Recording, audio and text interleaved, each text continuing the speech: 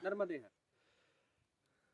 हम लोग अभी ये शाम का समय है, आज कुली करके एक गांव है सूलपानी क्षेत्र में, हम लोग वहां पर हैं। ये पीछे आपको आसपास सब सूलपानी की पहाड़ियां हैं। इन पहाड़ियों के बारे में बड़ी बड़ी कहानियां हैं। उन कहानियों में अधिकतर कहानियां कहीं इतिहास के घाव की हैं। मुझे देखने में आया कि सूलपानी वो क्षेत्र है जिस क्षेत्र से परिक्रमावासी अगर गुजरें तो धर्म के क्षेत्र में कुछ नई संभावनाओं का उदय होगा, संस्कृति के क्षेत्र में कहीं कुछ संभावनाओं का उदय होगा।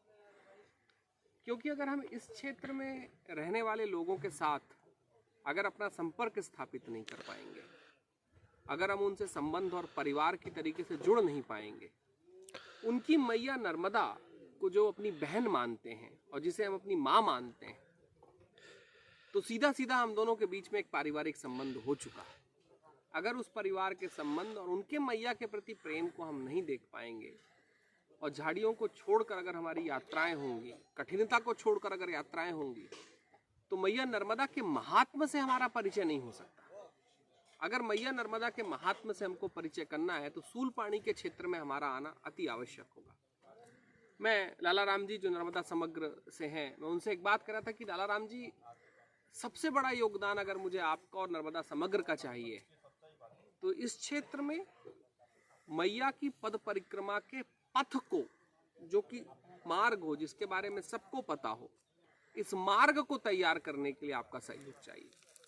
लाला राम जी शुरुआती के दौर पर भी हमारे साथ चले थे और अभी फिर से इन सूलपानी की कठिन पहाड़ियों में हमारे साथ है। साथ इसीलिए है कि हमें भी मार्ग बता सके, लेकिन साथ ही साथ हम लोग जो एक कोशिश कर रहे हैं कि पूरी मैया की पद परिक्रमा का पथ संयोजन, या कहिए कि कोऑर्डिनेट्स जो होते हैं मार्ग के, वो हम बना दें। लोगों के मोबाइल पर मैया का पथ परिक्रमा का मार्ग हो, और खासकर सूलपानी क्षेत्र का हो। क्योंकि सूलपानी क्षेत्र में लोगों को ऐसा लगता है कि यहाँ आना दुष्कर है, यहाँ आना कठिन है, यहाँ भोजन की व्यवस्था नहीं है। मुझे लगता है कि जो व्यवस्थाएं आज नहीं है, जब हम आना शुरू करेंगे तो वो व्यवस्थाएं बननी शुरू होंगी। अगर हम आएंगे नहीं तो यहाँ व्यवस्थाएं कभी बनेंगी नहीं। और महत्वपूर्ण घटना है कि इस सूलपानी क्षेत्र में जब लोग आए नहीं, जब लोग रुके नहीं, तो यहाँ वैसी व्यवस्थाओं का निर्माण नहीं हुआ, वैसी सेवा देने वाले लोगों को मैया ने पीछे से भेजा नहीं। असल में बात ये नहीं है कि हमें सेवा मिले, बात ये भी है कि जो सेवा दे रहे हैं उनको मैया का प्रेम भी मिले। ये दो घटनाएं हैं इसमें। बात सिर्फ इसकी नहीं है कि हमें सेवा नहीं मिल रही तो हम मैया के क्षेत्रों में, इन सूलपानी के क्षेत्रों में ना आए। विषय यह है कि हमारे आने से कई सारे ऐसे लोग होंगे जिनको सेवा करने का मौका मिल जाएगा और उनके जीवन में धर्म का उदय हो जाएगा। क्योंकि सेवा से बड़ा धर्म मैया की परिक्रमा क्षेत्रों में और कुछ भी नहीं। मेरे लाला राम जी से आज हमारी चर्चा हो रही थी। मैंने कहा लाला राम जी, एक काम अपने को करना होगा कि यहाँ पर अगर आज भोजन, पके हुए भोजन की व्यवस्था नहीं है तो यहाँ पीछे नीचे गांव है, उस गांव का नाम है बोरखेड़ी। बोरखेड़ी में हीरा लाल जी हैं जो वहाँ पर व्यवस्थाएं करते हैं। आज शाम में शायद वो आएंगे भी।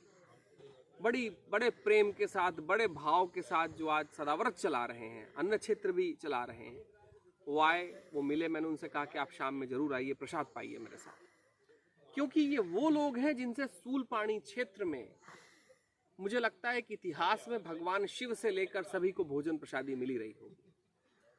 मैं लाला राम जी को कह रहा था कि हमें एक ऐसी व्यवस्था को जन्म देना है जिस व्यवस्था में 2, 5, 10, 15 जितने भी पैकेट हो सकते हैं हम कच्ची सामग्री का बना सकें, हीरा लाल जी तक उसकी पहुंच बना सकें। साल के 10-15 पैकेट हम देना शुरू करेंगे जिनमें कच्चा सामान होगा जो परिक्रमावासी लेकर आगे बढ़ेंगे। तो एक बात तो ये भी है कि परिक्रमा का थोड़ा आनंद बढ़ेगा जहां हम खुद की सेवा कर रहे होंगे। नहीं तो होता है कि परिक्रमावासी पहुंचते हैं जहां सदाव्रत है या अन्न क्षेत्र है, वहां जाके भोजन करते हैं और एक पराये की तरीके से व्यवहार करते हुए आगे बढ़ जाते हैं।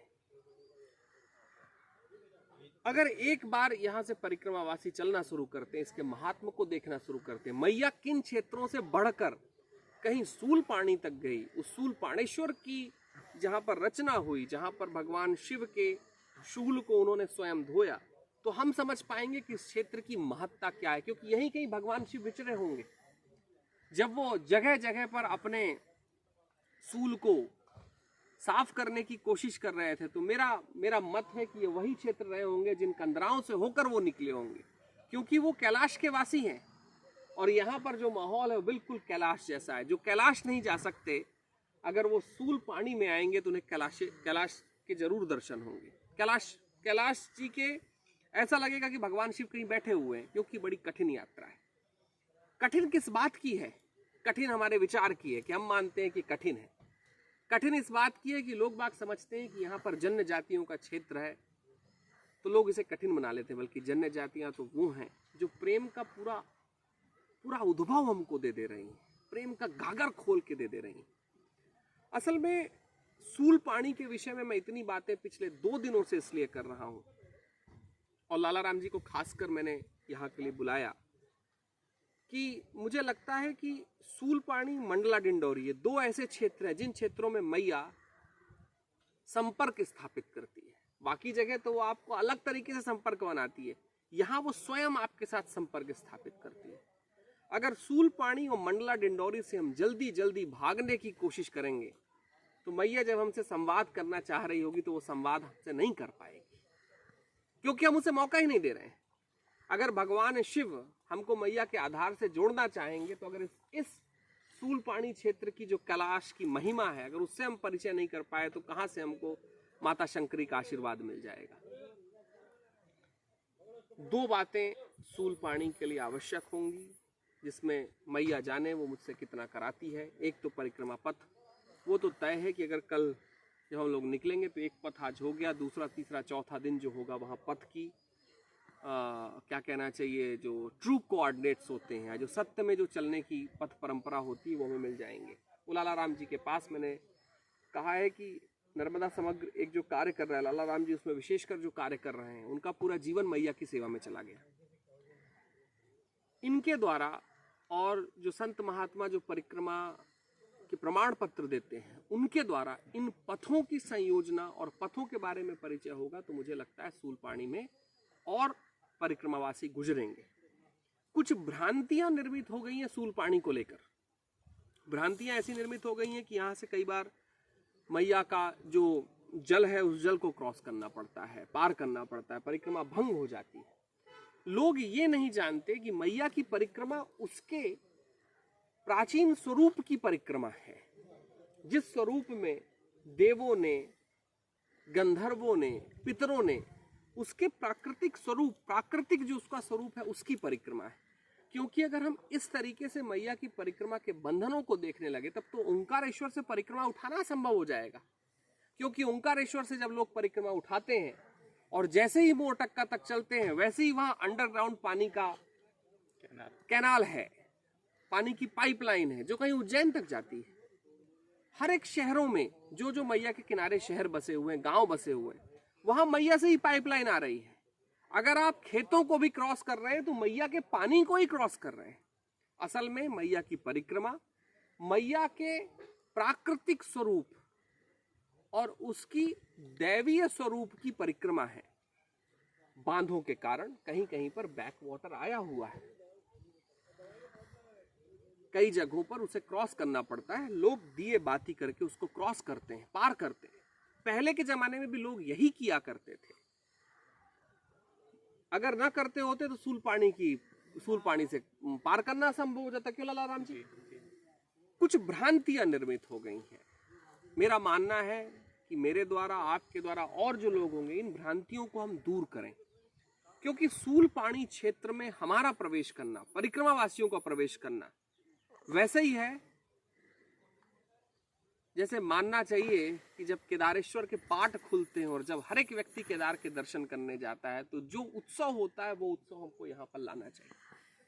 ये वो क्षेत्र है जिस क्षेत्र में अपनी प्राकृतिक चीजों के कारण ये समाज के बाकी निर्णयों से पीछे रहा है।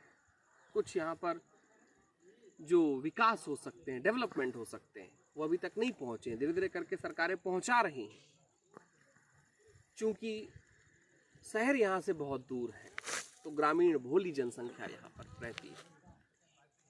कुछ यहाँ की प्राकृतिक चीजें हैं जिनका हमको स्वागत करना चाहिए, और जो यहाँ पर नहीं है उसके प्रति हमें विचार प्रस्तुत करने चाहिए। लेकिन सूलपानी तक आना ये हमारी दिव्य परिक्रमा का महत्वपूर्ण पड़ाव होगा, इसको कोई छोड़े नहीं। नर्मदे हर।